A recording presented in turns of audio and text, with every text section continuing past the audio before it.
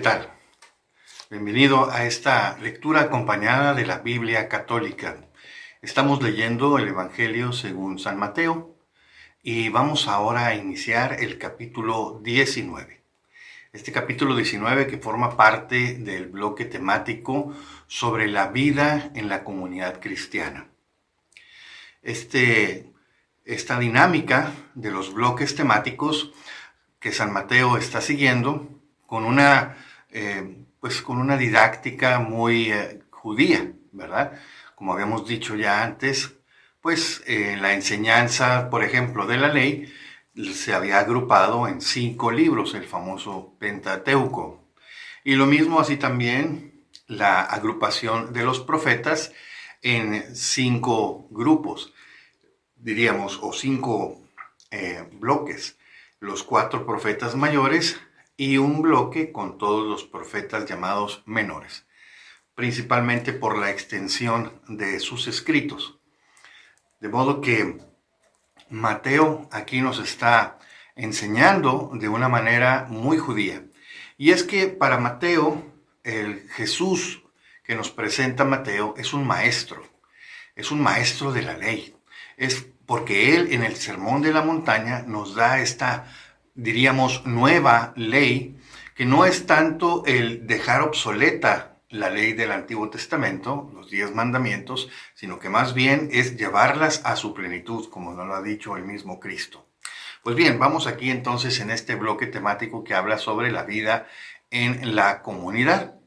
Hemos visto ya lo que es el Sermón de la Montaña, posteriormente vimos lo que es el discurso en parábolas y después vimos el discurso misionero también, ¿verdad? Vimos el discurso misionero en el capítulo 10, el discurso en parábolas o la enseñanza en parábolas en el capítulo 13 y en el capítulo 18 empezamos a ver lo que es la vida en la comunidad. Y esta parte de la vida en la comunidad también presenta algunas parábolas. Vimos al cierre del capítulo 18 la parábola que habla del perdón, que también es conocida sobre todo como la parábola del siervo sin entrañas. Aquel siervo a quien el rey le había perdonado una gran deuda y no solamente le perdonó la deuda, sino que además pues también digamos que le hizo lo dejó en libertad para que pudiera él tener su vida normal. Pero él no tuvo compasión de un compañero que le debía pues algo muchísimo menor. Y entonces aquí Jesús nos habla de la importancia del perdón. Algo que nos había dicho también en el Sermón de la Montaña al terminar el Padre Nuestro. Pues bien, vamos a continuar con este capítulo 19 que nos va a hablar ya, digamos, de una sección narrativa de esta parte de la vida en comunidad. Pero aquí también Mateo sigue intercalando algunas enseñanzas de Jesús en parábolas, como lo vamos a ver. Pues bien, sin mayor preámbulo, vamos a comenzar y vamos a invocar la asistencia especial del Espíritu Santo para que podamos leer la palabra de Dios con el mismo espíritu con que fue escrita. Y de esa manera tener una certeza de la solidez de la enseñanza que estamos recibiendo. Pues bien, vamos a ver. En el nombre del Padre, y del Hijo, y del Espíritu Santo. Amén. Le damos un beso a nuestra Biblia, porque es Dios hecho palabra.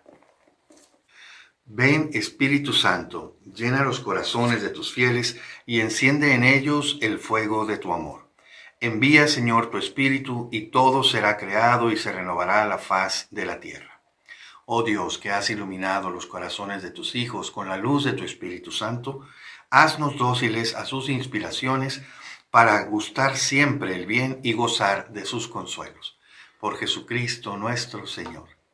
Espíritu Santo, fuente de luz, ilumínanos, danos un rayo de tu luz para poder comprender esta palabra que vamos a meditar, que vamos a leer, poderla recibir con el mismo espíritu con que fue escrita. Por Cristo nuestro Señor. Amén. En el nombre del Padre, y del Hijo, y del Espíritu Santo. Amén. capítulo 19 del Evangelio según San Mateo. Cuando Jesús terminó este discurso, salió de Galilea y se dirigió a la región de Judea, a la otra orilla del Jordán. Lo siguió muchísima gente y allí lo sanó. Se acercaron unos fariseos y para ponerlo a prueba le preguntaron: ¿puede uno separarse de su mujer por cualquier motivo? Jesús respondió: ¿no han leído que el Creador desde el principio los hizo hombre y mujer? Y que dijo: por eso dejará el hombre a su padre y a su madre, se unirá a su mujer y serán los dos uno solo.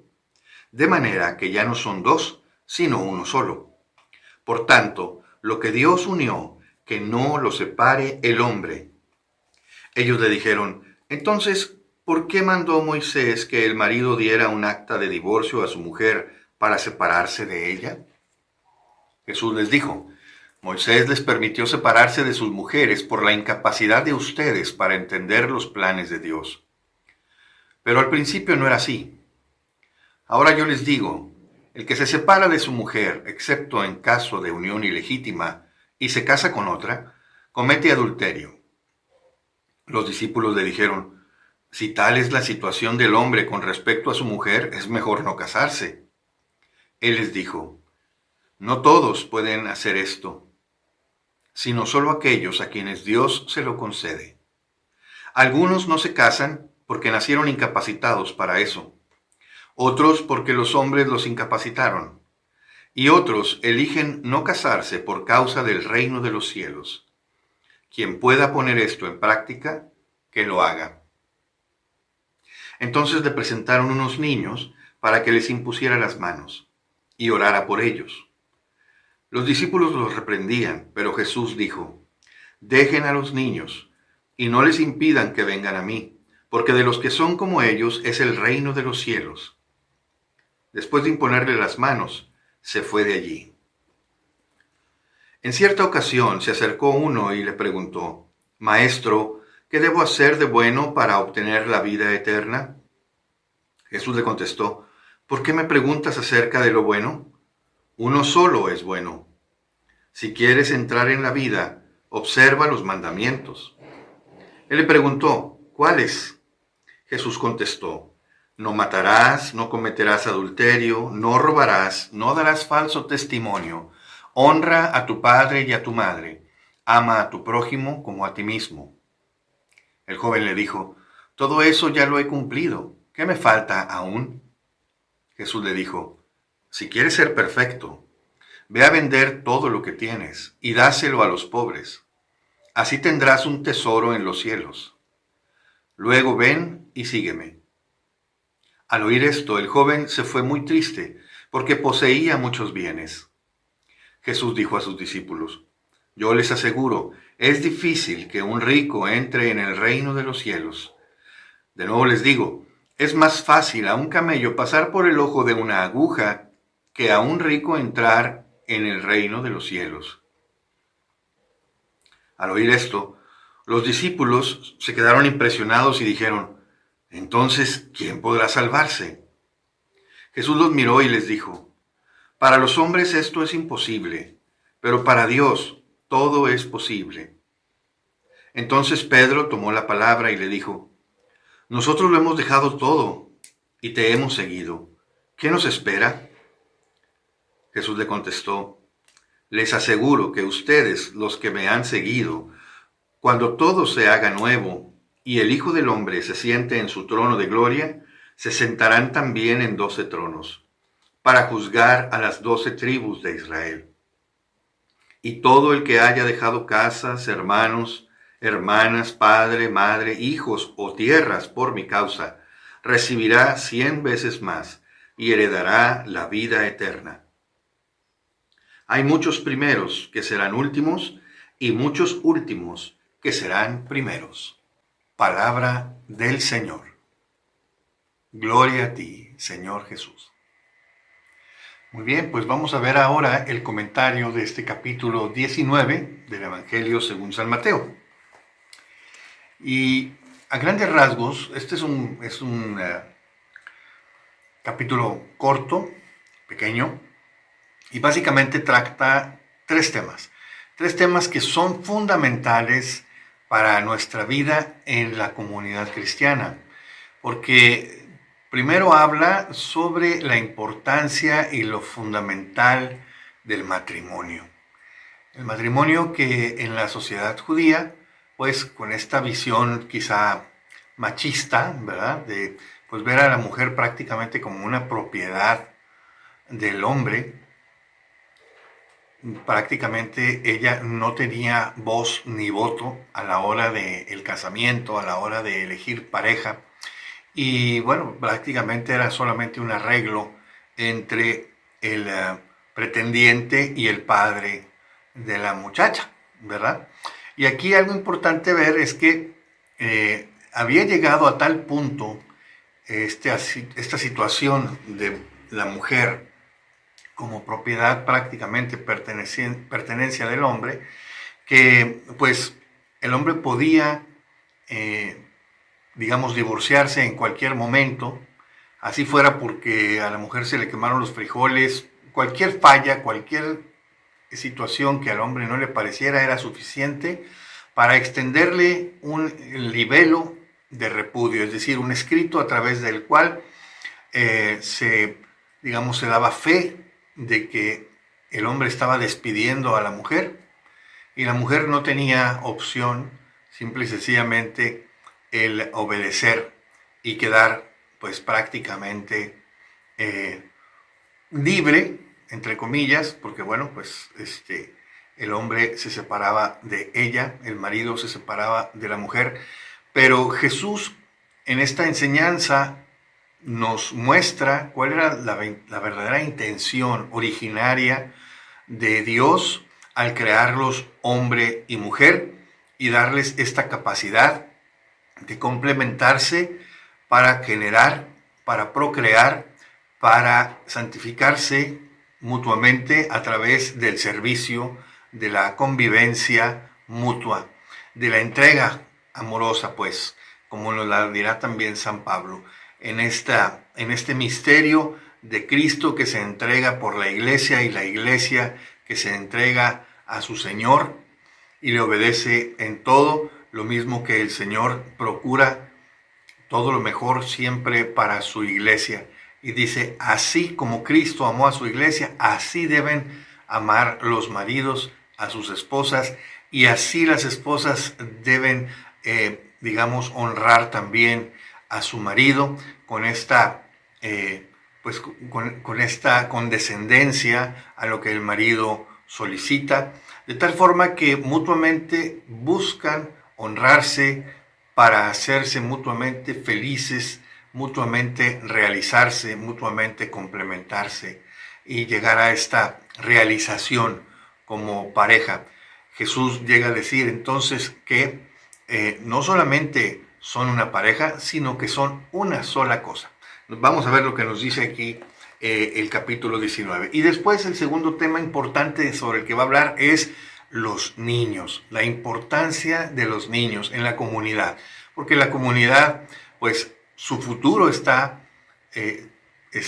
dependiendo de qué tan bien es educada la niñez, de qué tan bien en cuanto a valores, en cuanto a criterios de convivencia sana, de convivencia pacífica, de convivencia productiva, pues podemos nosotros tener en una comunidad para que aseguremos que esa comunidad prospera, crece, se sostiene, ¿verdad? Y logra, alcanzar su plenitud. Y entonces va a hablar Jesús acerca de la importancia de los niños y sobre todo dejar que los niños se acerquen a Dios. Y finalmente el tema de la búsqueda de la realización, la búsqueda de la prosperidad, la búsqueda de, alcanzar la plenitud en la vida de la comunidad. Estos tres temas nos los va a resumir en este capítulo 19 Mateo como criterios importantes para la comunidad, para su convivencia y para alcanzar su plenitud en el plan de Dios.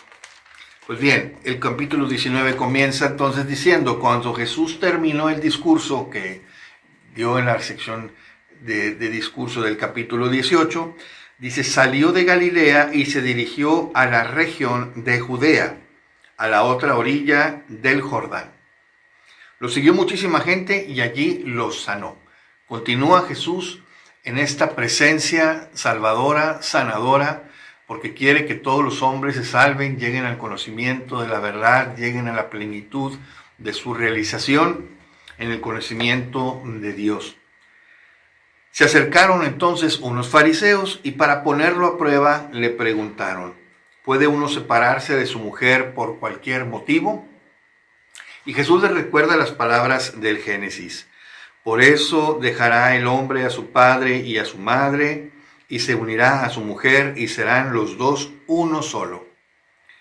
¿No han leído que el Creador desde el principio los hizo hombre y mujer? De manera que ya no son dos, sino uno solo. Por tanto, lo que Dios unió, que no lo separe el hombre. Aquí Jesús está diciéndonos que un fundamento importante de la comunidad cristiana será el matrimonio indisoluble. Y obviamente esto nos va a traer a que pues no es una decisión menor el casarse, el tomar esposo, el tomar esposa. Esto es algo que tiene que hacerse delante de Dios, tiene que hacerse en oración, tiene que hacerse verdaderamente después de una reflexión, una meditación, un análisis de la relación de noviazgo. Para esto es el noviazgo, para que las personas se conozcan, el hombre, su mujer, el novio, la novia, se conozcan a través del diálogo, a través de la convivencia, haciendo proyectos juntos, haciendo actividades juntos, y ver cómo el diálogo, cómo el intercambio de opiniones, cómo el plantearse ideales juntos, pues va dándoles a cada uno elementos de juicio, elementos de análisis, para ver si verdaderamente hay esta conexión, hay esta, digamos, resonancia entre las dos almas, entre las dos personas. Que haya esta resonancia positiva, resonancia en el amor, en la comprensión, en la compasión, en el acompañamiento, esta resonancia en la búsqueda de ideales comunes, ¿verdad? Y de efectivamente tener un proyecto de familia que ambos encuentren atractivo y con el que estén de acuerdo. Pero solo hasta entonces, habiendo revisado, digamos, el carácter el uno del otro, la manera en que, digamos, se pueden complementar, se pueden, ahora sí que como diría San Pablo, soportarse mutuamente, porque ciertamente el matrimonio va a tener altas y bajas, tiene momentos de alegría, tiene momentos de prueba, tiene momentos de dificultad, tiene momentos de tristeza, tiene momentos de tragedia a veces, ¿no? Cosas verdaderamente fuertes que si la pareja no es capaz de enfrentarlo con entereza, con diálogo, con un acompañamiento verdadero, un acompañamiento en la comprensión, en la ternura, en el apoyo mutuo, pues ciertamente se puede llegar a considerar que el haberse casado pues fue un error y bueno, pues actualmente es muy fácil que las parejas decidan separarse. Y el Señor nos está diciendo, el Señor Jesús nos dice, Dios no quiere eso. Dios quiere que en el matrimonio el hombre y la mujer se unan y sean una sola cosa y que a través de haberse unido delante de Dios jamás se separen. Porque ciertamente cuando un matrimonio, sobre todo ya teniendo familia, se separan, es verdaderamente una situación muy, muy triste que deja heridas que es muy difícil sanar. Deja heridas que a veces la trae uno y otro, la traen arrastrando hacia las nuevas relaciones. De tal manera que, pues, no es esto el plan de Dios. Qué importante es que las parejas, ¿verdad?, el novio, la novia, tengan esta visión conjunta del Señor. Es decir, cuando caminan juntos, no es tanto el estarse mirando el uno al otro, sino mirar juntos de la mano del Señor hacia un ideal, hacia un proyecto que el Señor nos está planteando. El hecho de formar una familia cristiana y de alcanzar juntos, de manera apoyada, acompañada, ¿verdad? Alcanzar la plenitud, la realización de uno y de otro. Realización que pasará ciertamente no nada más por ayudarle al otro a alcanzar su plenitud, sino también en este acompañamiento, en este proyecto conjunto de gastarse y desgastarse por los hijos, por la prole, por la descendencia. Esta descendencia que es un don de Dios, y por eso luego pasa al tema de los niños. Pero bueno, para cerrar este tema del matrimonio, pues dicen, le preguntan los fariseos, le preguntan a Jesús, entonces, ¿por qué Moisés permitió que el marido diera un acta de divorcio a su mujer para separarse de ella? Y Jesús lo dice aquí claramente, ¿qué es lo que está en la base de este desencuentro de personas, de el divorcio? Pues dice Jesús, el Moisés les permitió separarse de sus mujeres por la incapacidad de ustedes para entender los planes de Dios. Y es que no es solamente en esta cuestión de permanecer juntos, sino entender que es Dios el que ha planeado, es Dios el que ha querido y ha permitido que la pareja se una. Obviamente, si la pareja no se une por los motivos correctos, pues aquello con todo y que Dios lo haya permitido, pues no necesariamente estamos el hombre y la mujer digamos, en el canal, en la sintonía correcta para hacer que ese matrimonio funcione, ¿verdad? No estamos en la mejor disposición, no estamos preparados. Por eso es importante que el noviazgo tome su tiempo, un tiempo que depende de cada pareja, depende de con qué intensidad y con qué efectividad logran comunicarse mutuamente en sus anhelos, en sus proyectos, en su personalidad, en su carácter, cada uno, ¿verdad? Porque de pronto alguien dice por ahí el dicho, nunca terminas de conocer a la otra persona, pero es cierto que a través de un diálogo correcto, de un diálogo abierto, de un diálogo sincero, pues los corazones se pueden llegar a conocer lo suficiente para tomar una decisión como la que implica el matrimonio cristiano. Y entonces dice Jesús, yo les digo, el que se separa de su mujer, excepto en el caso de unión ilegítima.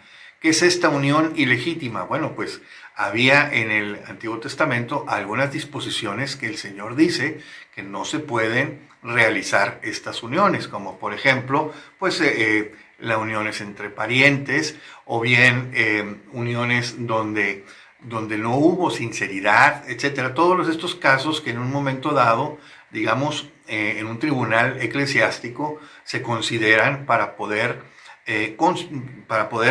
evaluar, digamos, si la unión que se dio, si esta entrega inicial que se prometieron en el altar los contrayentes, pues si no estuvo viciada por alguna mentira o por alguna digamos, fuerza externa que los obligara en cierta manera a realizar algo que no querían en realidad hacer. Pues bueno, dice el Señor, el que se separa de su mujer, excepto en caso de unión ilegítima, y se casa con otra, comete adulterio. Lo dice con toda claridad. Y San Pablo nos dirá más adelante que el adulterio, como en el Antiguo Testamento esto no ha cambiado, pues está penado con la muerte. Pero estamos hablando de que en el Antiguo Testamento, pues sí, era esto mucho más, digamos, estricto y fuerte, porque a la pareja sorprendida en el adulterio se les dilapidaba, se les apedreaba hasta la muerte. Pero acá lo que estamos diciendo más bien no es tanto el hecho de que los vayan a condenar a muerte a ambos, sino que el pecado de adulterio es un pecado mortal, que si no hay arrepentimiento y no hay lo que conocemos como el sacramento de la confesión, ¿verdad? La reconciliación, y cortar, digamos, con esta relación para entrar nuevamente a la comunión con Dios, pues nos puede llevar a la muerte eterna. Es un pecado mortal. Si morimos en pecado mortal, pues las probabilidades de ir al infierno son muy, muy altas. Si bien es cierto que la misericordia de Dios lo puede evitar, pues a veces las personas no hacen los méritos necesarios en esta fe, ¿verdad? Al Señor, en este pedirle perdón de todo corazón. Y bueno, pues el Señor finalmente es el que juzgará y es el que dirá la última palabra. Pero el adulterio, caer en el adulterio, pues uno se la está ahora sí que jugando y fuerte. Entonces los discípulos, fíjense la mentalidad de los discípulos, si tal es la situación del hombre con respecto a su mujer, mejor no casarse. Mejor no casarse. Claro, era muy cómodo decir, el hombre tiene la sartén por el mango y decide si se queda con la mujer o la despacha, ¿no? Con este libelo de repudio, con hasta acta de divorcio. Y bueno, pues prefieren los discípulos, dicen, no, pues si esa es la condición del hombre, si no tenemos esa facilidad y esa comodidad, fíjense, una visión muy machista, pues es mejor no casarse.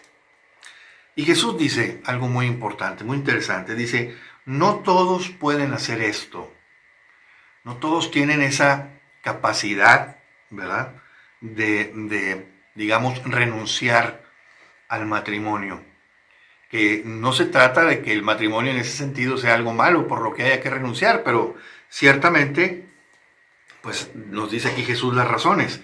Algunos no se casan porque nacieron incapacitados para ello. Otros porque los hombres los incapacitaron, ¿verdad? Era el caso de los eunucos, eran estos sirvientes que estaban dedicados al cuidado de las doncellas. Y bueno, pues los mutilaban para que no hubiera, digamos, una consecuencia ahí funesta, ¿no? De hombres cuidando a doncellas. Otros porque los hombres los incapacitaron y otros eligen no casarse por causa del reino de los cielos. Por amor al reino de los cielos, dirá otras traducciones. Quien pueda poner esto en práctica, que lo haga. Es decir, quien pueda elegir no casarse por amor al reino, que lo haga. Y esta es obviamente una situación donde Jesús está llevando a un nivel de excelencia el celibato, ¿verdad? La virginidad que escogiera María y José, ¿verdad? Pero que ciertamente delante del plan de Dios ellos accedieron a esta propuesta de Dios de ser los padres del Mesías. Pero ciertamente la relación entre ellos fue siempre una relación de amor virginal, de amor casto, ¿verdad? Casto en la abstinencia. Pues bien, aquí nos dice Jesús, quien pueda verdaderamente hacer esto, renunciar a casarse por causa del reino de los cielos, que lo haga. Entonces, bueno, ciertamente estaban en una época donde pues el no tener familia, el no poder procrear, el no casarse, pues era en cierto sentido un castigo, era visto como algo negativo, como algo que no estaba bien, ¿verdad? Las hijas que no se casaban, los hijos que no se casaban, eran vistos, digamos, de una manera de que pues entonces no vas a dejar descendencia, no vas a dejar una prole, no vas a darle continuidad a la familia, el apellido, etc. Y pues Jesús lo pone desde otra perspectiva, desde la perspectiva del reino de los cielos. Y luego viene el caso de los niños. Le presentaron entonces unos niños para que les impusiera las manos y orara por ellos. Pero los discípulos los reprendían.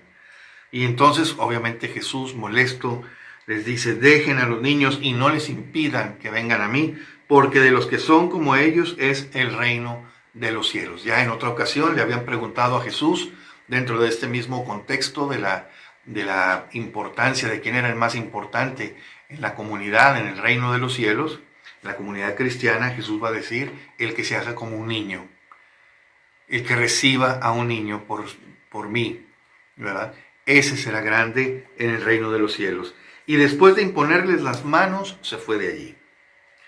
Y entra al siguiente tema, el tema de la riqueza, que en otro momento Jesús habrá dicho, donde está tu tesoro, ahí está tu corazón. Pues bien, aquí dice, en cierta ocasión se acercó uno y le preguntó, Maestro, ¿qué debo hacer de bueno para alcanzar la vida eterna? Y Jesús le contesta, ¿por qué me preguntas acerca de lo bueno? Si solo uno es el bueno, Dios, ¿verdad? Si quieres entrar en la vida, cumple los mandamientos. Y él le dice, ¿cuáles? Pues los del decálogo, le va a decir Jesús, ¿verdad? No matarás, no cometerás adulterio, no robarás, no darás falso testimonio, honra a tu padre y a tu madre, ama a tu prójimo como a ti mismo. Fíjense que aquí no menciona el de amar a Dios sobre todas las cosas. Habla de los mandamientos que están orientados a la correcta y sana y productiva comunidad, ¿verdad? La convivencia comunitaria, el respeto al prójimo, el amor al prójimo, el procurar el bien del prójimo. Y le contesta el joven, todo esto ya lo he cumplido, todo esto ya lo he cumplido. ¿Qué me falta aún? Y Jesús le dice, si quieres ser perfecto, ve a vender todo lo que tienes y dáselo a los pobres y así tendrás un tesoro en los cielos. Y luego ven y sígueme. Jesús le dice, atesora bienes en el cielo, riquezas en el cielo, es decir, riquezas espirituales, méritos de amor, méritos de caridad, méritos de entrega por el otro, ¿verdad? Nuevamente, hablando de, del prójimo, del bien del prójimo, porque está diciendo, vas y le das el dinero a los pobres, es decir, a una comunidad, no te vas a quedar con nada. Pero luego dice, al oír esto, el joven se fue muy triste porque poseía muchos bienes. Y entonces Jesús aprovecha para decirle a los discípulos, yo les aseguro, es difícil que un rico entre en el reino de los cielos. ¿Por el dinero? No, por el corazón endurecido, el corazón apegado a las cosas pasajeras, a las cosas de este mundo. Esa es la dificultad del que mucho tiene, los apegos. Y Jesús entonces va a decir, es más fácil a un camello pasar por el ojo de una aguja. Las agujas eran, en el tiempo de Jesús, se le llamaba así, a las puertas que había, se ponían en el templo y en los lugares donde no se quería que los animales entraran. Eran, digamos, pasajes muy estrechos para evitar que los animales grandes se metieran, ¿verdad?, al templo y a otros lugares por el estilo. De tal manera que a esto se refiere con la aguja. Es más fácil que un camello pase por el ojo de una aguja a que un rico entre en el reino de los cielos, ¿verdad? Si para el camello es apretado pasar por la aguja y prácticamente imposible, bueno, pues dice, eso es más fácil para el camello que un rico entrar al reino. Le costará mucho al rico desapegarse. Sin embargo, tenemos ejemplos de santos en la historia, pues que lo lograron, ¿verdad? Que en su desapego renunciaron a todas sus posesiones y se entregaron totalmente al reino de los cielos. Al oír esto, los discípulos se quedaron impresionados y dijeron, entonces, ¿quién podrá salvarse? Como diciendo, pues aquí todos buscamos riqueza, aquí todos buscamos estar bien acomodados. Inclusive ellos estaban conscientes de que estaban siguiendo a Jesús, pues para obtener el beneficio de ser, digamos, pues los compañeros del Mesías, los compañeros del nuevo rey de Israel, ese rey invencible que ellos esperaban como un caudillo, pues para poner a Israel nuevamente en el mapa como el principal pueblo elegido por Dios y al que todos habrían de rendir pleitesía. Es decir, ellos seguían pensando en términos materiales y muy terrenales. Y entonces Jesús les dice, los mira directo y les dice, para los hombres esto es imposible. Es decir, pensando así como ustedes están pensando en cosas terrenales, pasajeras, es imposible. Pero para Dios todo es posible. Es decir, con la gracia de Dios, el hombre es posible, no solamente que sea generoso, sino que además se pueda desprender de todo apego terrenal, material, y se entregue totalmente a Dios. Les aseguro que ustedes... entonces, bueno, Pedro, como siempre, ¿verdad? El Pedro siempre muy aventado, el Pedro que pues entiende que a veces pues lo que él está preguntando pues lo dice por todos prácticamente, ¿no? Y entonces aquí les dice, al oír esto los discípulos y quedarse impresionados y que Jesús decirle que para los hombres es imposible salvarse, pero para Dios todo es posible, Pedro inmediatamente dice, a ver, nosotros lo hemos dejado todo. O sea, Jesús habla de desapego y Pedro inmediatamente, pues, digamos que dice lo que sabe que está a su favor, ¿no? Nosotros lo hemos dejado todo y te hemos seguido. ¿Qué nos espera? Ahí está el interés. Ahí está el esperar algo a cambio. Ahí está esta búsqueda de riqueza de Pedro. Esta búsqueda de reconocer, ¿verdad? Reconocer que esperan un beneficio por haber seguido a Jesús.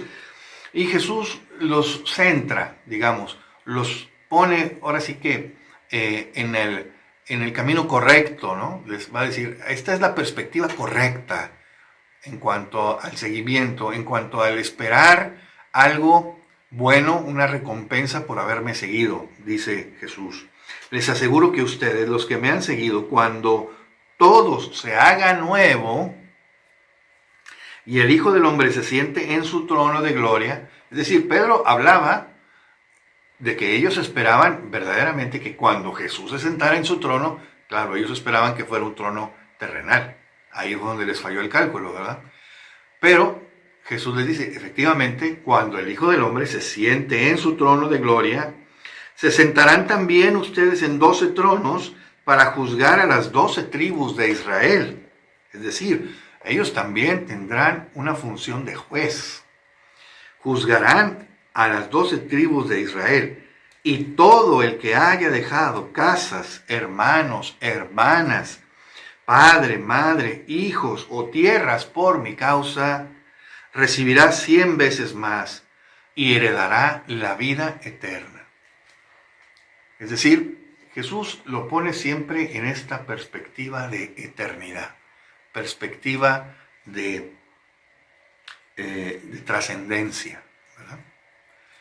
Como le dijera la Virgen Santísima a Bernadette Soubirous, ¿verdad? En Lourdes, le dice, yo no te prometo hacerte feliz en esta vida, pero en la otra sí. Es lo mismo que les está diciendo aquí Jesús, ¿verdad? De hecho, en otra parte añadirá, va a recibir todo esto junto con persecuciones. En esta parte Mateo no lo incluye, pero ciertamente dice, ¿verdad?, que van a recibir 100 veces más y heredarán la vida eterna. Entonces está hablando que ahora sí que la paga, el lugar, el momento de la cobranza, digamos, de esta recompensa, es el momento de la muerte, el momento de llegar a la vida eterna, de llegar al encuentro con Dios, ¿verdad?, después de esta vida. Y dice, hay muchos primeros que serán últimos, y hay muchos últimos que serán primeros.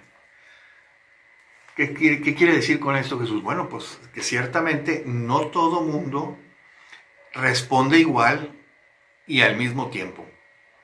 Habrá algunos que lleguen de último, ¿verdad? Y sin embargo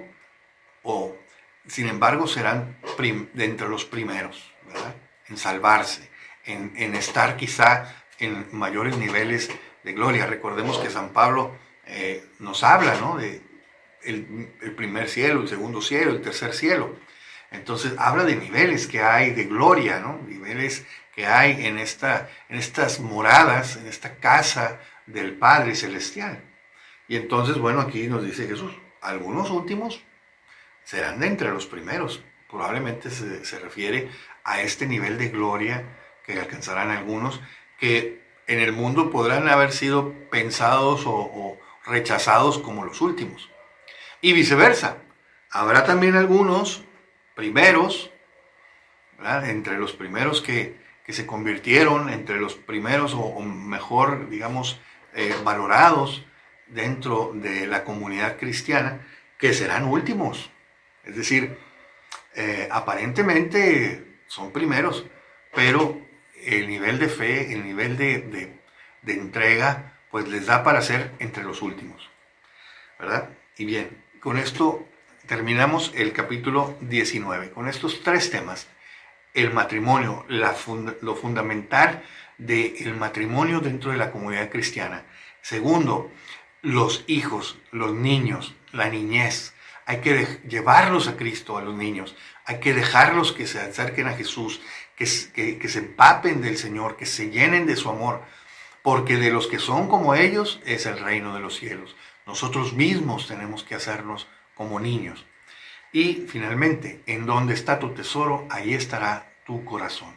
En la comunidad cristiana, lo más importante, la mayor riqueza es desapegarnos de nosotros mismos, como diría Jesús en otro momento, renunciar a sí mismo, a uno mismo, y seguir a Jesús tomando la cruz de entregarnos todos los días por los demás. Estos son los tres temas del capítulo 19 del Evangelio según San Mateo. Te damos gracias, Señor, por esta palabra que nos has dado. Te damos gracias también, Señor, porque a través de esta sabiduría, Señor, nos abres el entendimiento, nos abres la perspectiva correcta para evaluar, para valorar la existencia humana, para valorar también nuestros proyectos personales.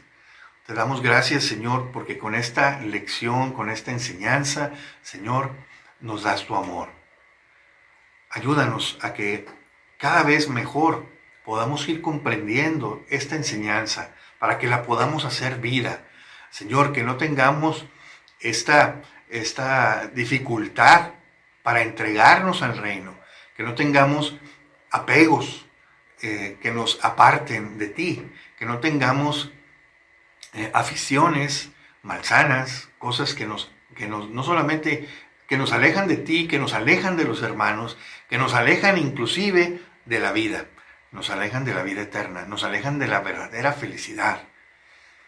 Señor, que podamos hacer vida esta palabra. Concédenos las gracias que necesitamos para poder serte fieles hasta el último momento de nuestra existencia, de nuestra vida. Te lo pedimos a ti, que vives y reinas por los siglos de los siglos. Amén. En el nombre del Padre, del Hijo y del Espíritu Santo. Amén.